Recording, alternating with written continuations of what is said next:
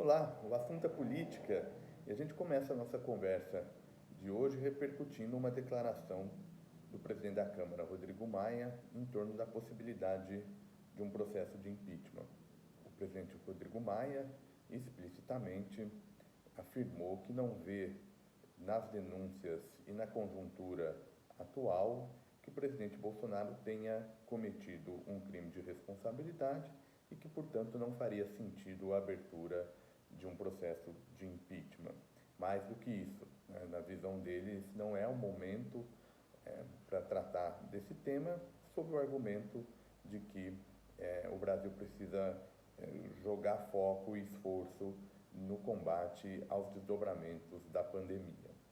Bom, o ponto importante é que a análise prospectiva das perspectivas da gestão de política econômica estava bastante associada ao risco de interrupção do mandato, que, como a gente viu, ao menos na via política, parece que não vai se materializar no curto prazo.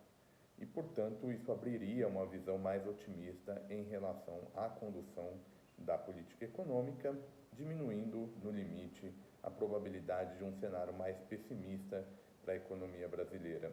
Se a gente somar esse ambiente com a aproximação que o governo desenhou em relação ao legislativo, estaria formadas as bases de um cenário mais positivo para o encaminhamento dessa agenda. O ponto fundamental da nossa leitura é que, mesmo com esses movimentos, o cenário pessimista não diminui de probabilidade. Né? Uma série de fatores, do ponto de vista político, se contrapõem a essa redução de um risco de interrupção do mandato. E, basicamente, essa nova conjuntura é uma conjuntura marcada por uma nova correlação de forças em relação à agenda fiscal, em particular a emenda do teto.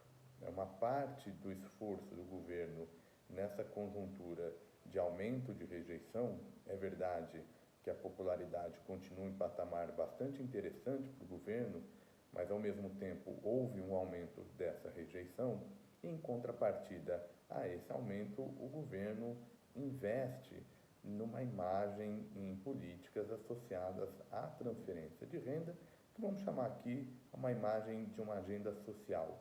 Isso foi importante quando a gente olha as pesquisas qualitativas sobre o perfil do apoiador do governo.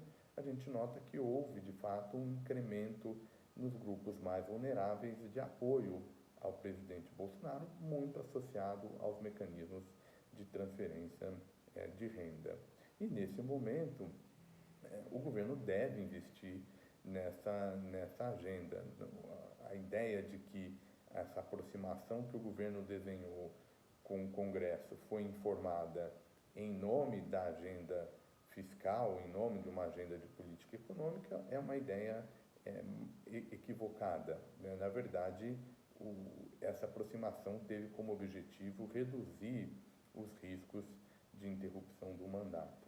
E mesmo quando a gente analisa essa aproximação, a gente percebe limites importantes para a condução dessa política econômica, para aumentar os graus de liberdade que o governo tem na condução da política econômica. Não foi por um acaso que DEM e MDB saíram do bloco majoritário, que era o bloco que, no fundo, governa e constrói maioria. Com essa saída de DEM e MDB, há um sinal de maior independência, maior autonomia em relação aos temas desenhados pelo governo. Em parte por conta das eleições para presidente da Câmara, que no biênio final do atual mandato, a substituição do presidente Rodrigo Maia, em parte tem a ver com o calendário presidencial. Num certo sentido, as eleições municipais agora no final do ano vão ser o divisor de águas para esse horizonte temporal. Então, mesmo que exista essa aproximação, ela não se transforma em apoio à agenda. Não foi por um acaso, por exemplo, que o governo perdeu recentemente uma votação no Senado em relação ao tabelamento da taxa de juros e a série de vetos ainda que correm risco mesmo com essa aproximação. Liquidamente, o que a gente pode ter de cenário? Então, né? Quer dizer que nós vamos, com esses conflitos, que a janela de oportunidade das reformas se encerraram e que nós caminharemos para um quadro de paralisia decisória por conta do jogo eleitoral, não me parece ser um bom cenário para descrever os próximos acontecimentos. Há uma chance importante de que o cenário econômico seja construído a partir desse movimento político em busca de uma imagem de uma agenda social do governo, portanto, a tendência é, por exemplo, a extensão da transferência de renda para 2020, para o restante de 2020.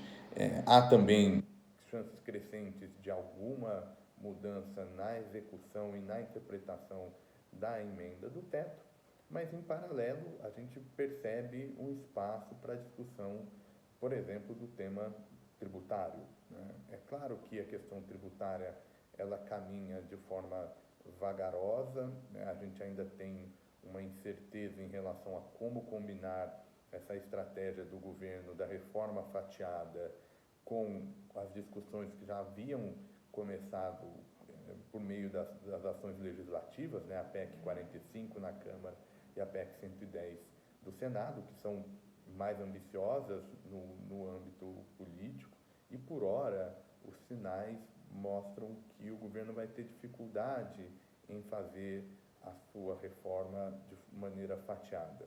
O Congresso olha para votar as PECs e, ao fazer isso, naturalmente tem um dilema por conta de construção de maioria qualificada. Ou seja, nós não caminhamos para um cenário de que as reformas perderam foco, mesmo com esses incentivos políticos e eleitorais, mas há um limite para esse otimismo. Ou seja, mesmo com a redução do mandato, o cenário mais pessimista ainda não pode ser descartado por conta das incertezas em como o governo vai minimizar essa percepção de que tem alguma questão fiscal que precisa ser tratada. Como é um governo que não gera segurança na elite parlamentar, essa percepção de desconfiança limita os ganhos políticos dessa aproximação.